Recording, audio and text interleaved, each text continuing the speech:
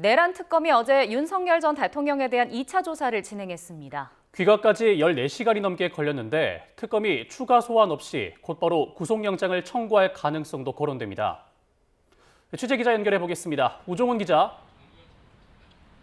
네, 내란 특검 사무실이 있는 서울고등검찰청입니다. 네, 윤 전 대통령의 2차 소환 조사 내용부터 정리해 주시죠. 네, 윤석열 전 대통령 어제 내란 특검 2차 조사를 위해 오전 9시 1분에 출석했습니다. 다소 늦을 수 있다는 입장도 있었지만 특검이 통보한 시각에 맞춰 나왔습니다. 특검 측에 따르면 조사는 순조롭게 진행됐고 1차 때는 조사실 입실 거부 등으로 조사 시간이 약 5시간에 그쳤지만 이번에는 8시간 30분가량 진행됐습니다. 윤 전 대통령에 대한 조사는 오후 6시 반쯤 끝났지만 조서 열람까지 5시간 정도가 걸려서 밤 11시 45분쯤 윤 전 대통령은 집으로 돌아갔습니다. 윤 전 대통령은 출석과 귀갓길에 취재진 질문에 아무런 답을 하지 않았는데요. 당시 상황 보시겠습니다. 평양 무인기 침투 지시한 거 맞습니까? 사후 계엄 선포는 관여의 의혹 어떻게 설명하셨습니까? 체포 방해 지시한 혐의 인정하십니까? 소환 추가로 있으시 응하실 겁니까?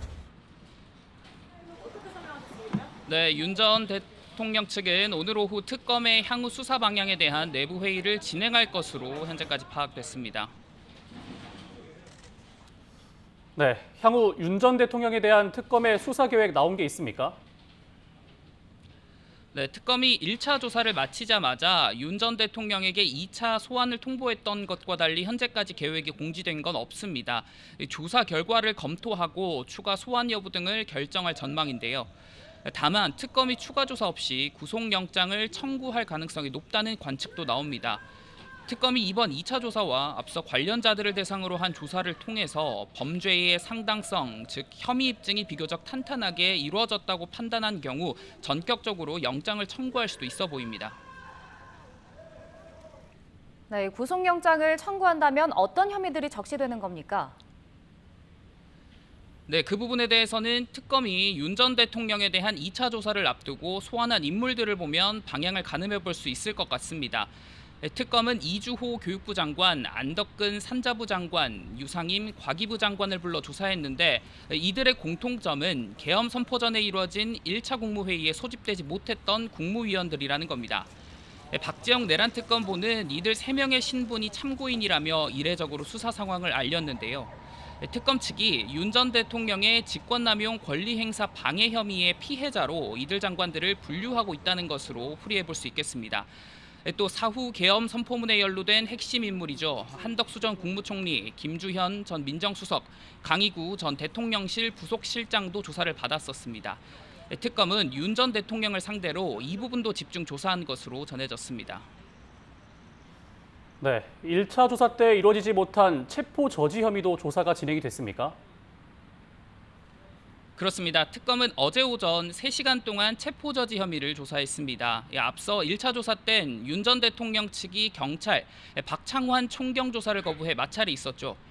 특검은 2차 조사 전날까지도 박 총경 조사 방침이었는데 실제 박 총경은 이날 조사를 지원하고 부장검사들이 신문을 맡았습니다. 특검은 수사 효율성 차원이라고 밝혔는데요.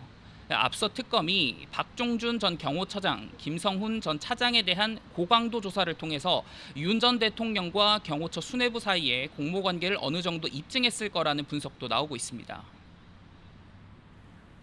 네, 그리고 외환 혐의에 대한 조사는 어떻게 이루어졌습니까?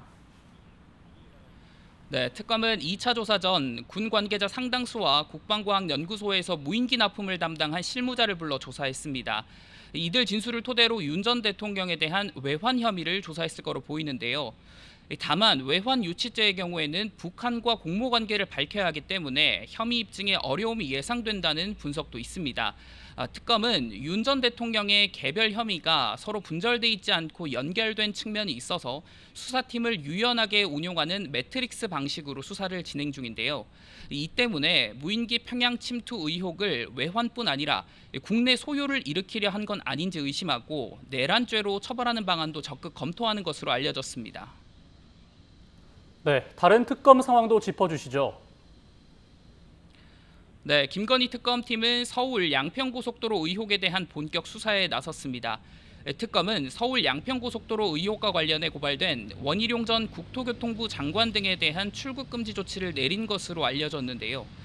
3부 토건을 포함해 16가지 의혹 가운데 비교적 진행이 더딘 내용부터 수사하는 특검은 개별 의혹에 대한 진행 속도를 맞추고 핵심 혐의점들을 추리는 데 집중할 전망입니다. 최상병 특검팀은 내일 오전 김계환 전 해병대 사령관을 조사할 예정인데 이른바 VIP 경로설에 대한 조사도 본격화한다는 방침입니다.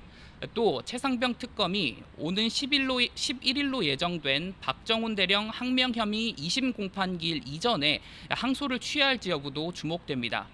지금까지 내란 특검 사무실이 있는 서울고검에서 전해드렸습니다.